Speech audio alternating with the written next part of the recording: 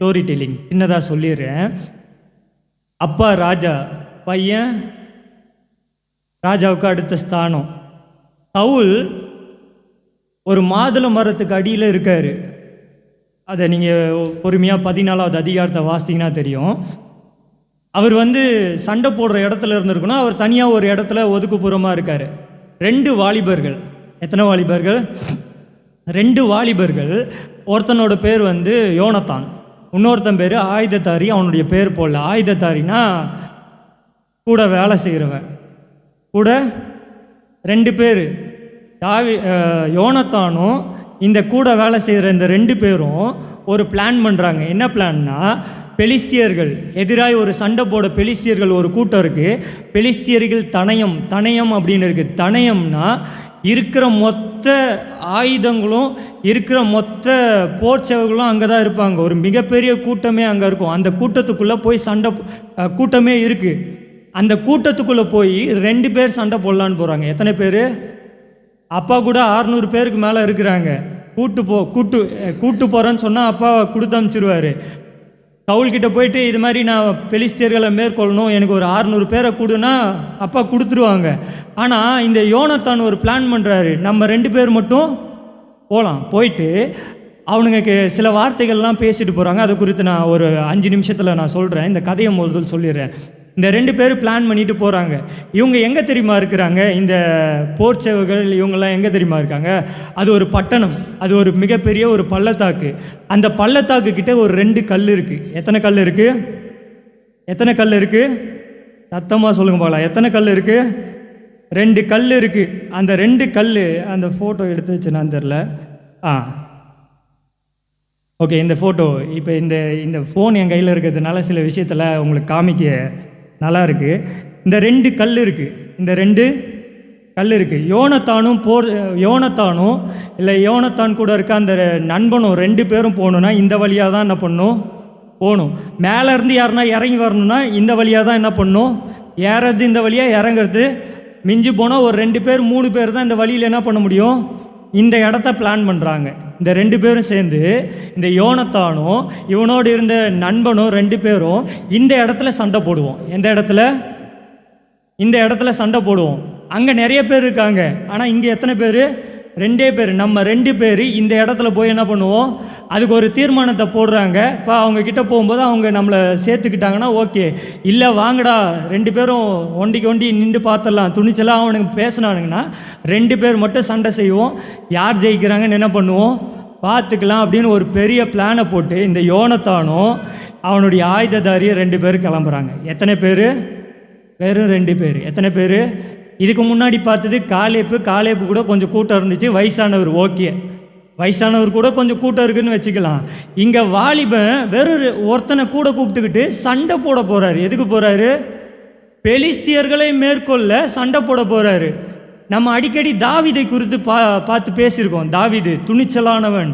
தாவீதை போல ஒரு துணிச்சல் இந்த உலகத்தில் யாருக்குமே இல்லைன்னு நீங்கள் கூட நினச்சிருப்பீங்க. இன்றைக்கி தாவீதை குறித்து தான் பேச போகிறான்னு. ஆனால் தாவீதுக்கு ஒரு துணிச்சல் வந்தது தெரியுமா? அந்த துணிச்சல் யார்கிட்டேருந்து வந்ததுன்னு நான் நம்புகிறேன்னா, இந்த சண்டை போடுறதுக்கு இல்லை எடுத்த உடனே சண்டைக்கு முன்னாடி போய் நிற்கிறது யார்கிட்டேருந்து இந்த துணிச்சல் வந்திருக்கும் அப்படின்னு நான் யோசிக்கிறேன்னா, இந்த யோனத்தான் கிட்டேருந்து. யோனத்தான் பயங்கரமான ஒரு சண்டைக்காரர், நல்லா பிளான் பண்ணுற ஆள். பிளான் பண்ணி போகிறாரு. எப்படி போகிறாரு? லேலுயா லேலுயா. 2 பேருங்க. எத்தனை பேர்? வெறும் 2 பேர். 2 பேர் ஒரு மிகப்பெரிய பிரச்சனையை எதிர்கொண்டு போகிறதுக்கு போகிறாங்க. வாய்ப்பு கிடைக்கும்போது வாய்ப்பை பயன்படுத்தி கொள்ளணும். அல்லேலூயா. இன்றைக்கி காலை வேளையில் 2வது வார்த்தை என்னென்னா, வாய்ப்பு கிடைக்கும்போது அந்த வாய்ப்பை பயன்படுத்தி. அல்லேலூயா. யோனத்தானுக்கு ஒரு வாய்ப்பு கிடைச்சிது.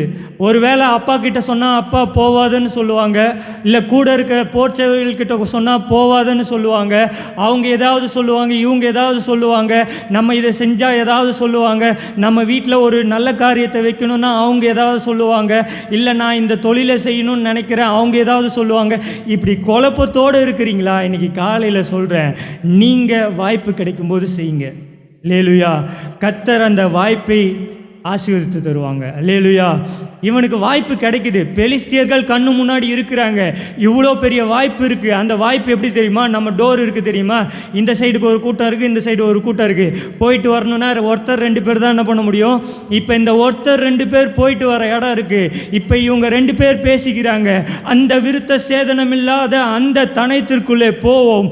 ஒரு வேளை கர்த்தர் நமக்கு ஒரு காரியத்தை செய்வார். அநேகரை கொண்டாகிலும் கொஞ்ச பேராகிலும் கொண்டு ரட்சிப்பதற்கு தடையில்லை. யோனத்தான் சொன்ன வார்த்தைங்க இது. யார் சொன்ன வார்த்தை? யோனத்தான் சொன்ன வார்த்தை. எதிர்த்துல ஆயிரக்கணக்கான பேர் இருக்கிறாங்க. இங்கே யோனத்தான் ஒருத்தன் தான் இருக்கான். யோனத்தானும் கூட இன்னொருத்தர் மட்டும்தான் இருக்கான். யோனத்தான் சொல்கிறாரு, அந்த பெலிஸ்தியர்களை நம்ம 2 பேர் மட்டும் என்ன பண்ணுவோம்? ஒருத்தரை கொண்டாகிலும் கொஞ்ச பேராகிலும் கொண்டு ஆண்டவருக்கு தடை செய்கிறது கர்த்தருக்கு சித்தம் அல்லவா? செத்தா 2 பேராக சாவோம், இல்லைன்னா மொத்த பேர் என்ன பண்ணுவோம்? அல்லேலூயா. வாய்ப்பு கிடைச்சிருக்கு, இறங்குடா, சண்டை செய்வோம். அல்லேலூயா, அல்லேலூயா.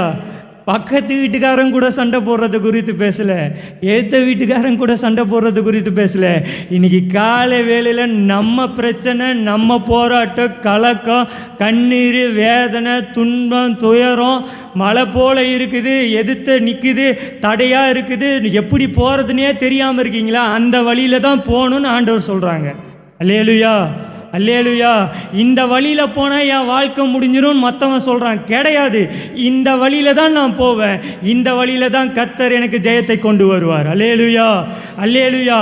ஜெயம் கொண்டு வருகிறது அவருடைய காரியம். குதிரை இத்தனை நாளுக்கா ஆயத்தமாக்கப்படும். ஜெயமோ யாரால் வரும்? கர்த்தரால் வரும். நான் நம்பி இறங்குறேங்க, நான் நம்பி செய்கிறேன்.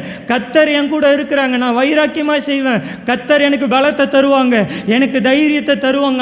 அவனுடைய விசுவாசம் எப்படி இருக்குது பாருங்களேன். 6வது வசனத்தை வாசிங்க பார்க்கலாம். ஒருத்தர் 6வது வசனத்தை வாசிங்க. யோனத்தான் தன் ஆயுததாரியாகிய வாலிபனை நோக்கி, விருத்த சேதனம் இல்லாத இந்த தனத்திற்குள்ளே போவோம் வா. ஒருவேளை அந்த விசுவாசத்தை சொல்கிறேன் பாருங்க. 2 பேர், வெறும் 2 பேர் பிரச்சனையை எதிர்கொண்டு போகிறாங்க. ஏன் நம்மளால் முடியாது, ஏன் நம்மளால் நடக்க முடியாதுன்னு நினைக்கிறீங்க? கிடையாது. கர்த்தர் நம்முடைய இந்த காலை வேளையில் சொல்கிறாங்க, நம்மளால் நடக்க முடியாது செய்யாதுன்னு சொல்கிறவங்கள விட்டுட்டு நம்மளால் நடக்க முடியும்னு சொல்லி என்ன பண்ணலாம்? நமக்கு எதிர்கொண்டு அந்த பிரச்சனைக்கு நேராக போங்க. அந்த பிரச்சனையில் தான் ஆசீர்வாதமே இருக்குது. அல்லேலூயா. அந்த பிரச்சனைக்குள்ளே தான் ஆசீர்வாதமே இருக்குது. அந்த பிரச்சனைக்குள்ளே தான் நன்மையான காரியத்தை கர்த்தர் வச்சுருக்காங்க. ஜெயம் கொள்ளுங்க, ஜெயம் கொள்ளுங்க. ஜெயம் கொள்ள தான் கர்த்தர் நம்மை உருவாக்கி இருக்கிறாங்க. அல்லேலூயா, அல்லேலூயா, அல்லேலூயா, அல்லேலூயா. நமக்கு ஒரு காரியத்தை செய்வார்.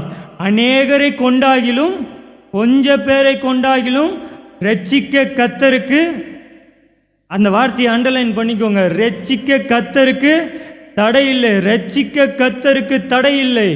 உங்கள் வாழ்க்கையிலே ஜெயத்தை உண்டாக்க கர்த்தருக்கு தடையே கிடையாது. தடையை கொண்டு வருகிறது யாருன்னா பிசாசானவன். தடையை கொண்டு வருகிறது யாருன்னா துர்ச்செய்தியின் ஆவி. தடையை கொண்டு வருகிறது அசுத்த ஆவி. அந்த ஆவியை விட்டு விலகி வாங்க. தடையை கொண்டு வருகிறது கர்த்தருடைய சித்தம் அல்ல. ஆசீர்வாதத்தை தடுக்கிறது கர்த்தருடைய சித்தம் அல்ல.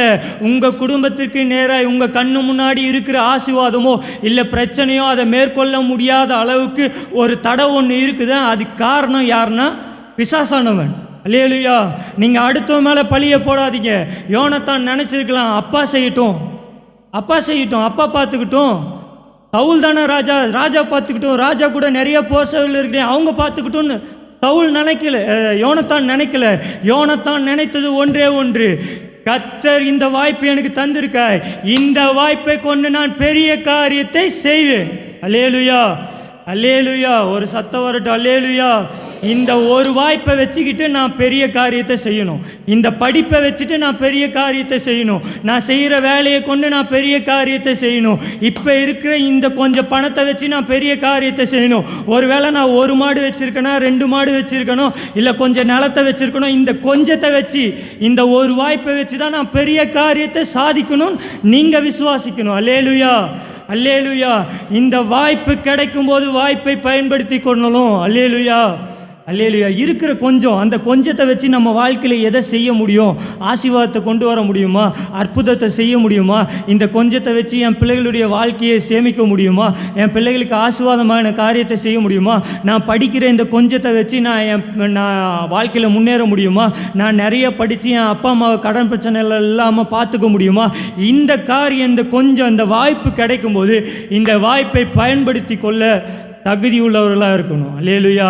இந்த வாய்ப்பை பயன்படுத்த முடியாதவர்கள் தான் தங்கள் வாழ்க்கையில் தோற்று போவார்கள். அல்லேலூயா. கிறிஸ்தவர்களாக இருக்கிற நாம் ஒவ்வொருவருக்கும் இந்த கால வேளையில் நான் சொல்கிறேன், வாய்ப்பு கிடைக்கும் போது வாய்ப்பை பயன்படுத்தி கொள்ளணும். அல்லேலூயா. அல்லேலூயா. இந்த யோனத்தான் தனக்கு முன்னாடி இருக்கிற அந்த 2 பாறையும் அந்த வழியையும் பார்க்கும்போது அவருக்கு எப்படி தெரியுமா தோன்றிருக்கும்? ஒரு சிலுவையின் காட்சியை போல. அல்லேலூயா. நான் சொல்கிறது புரியுதா?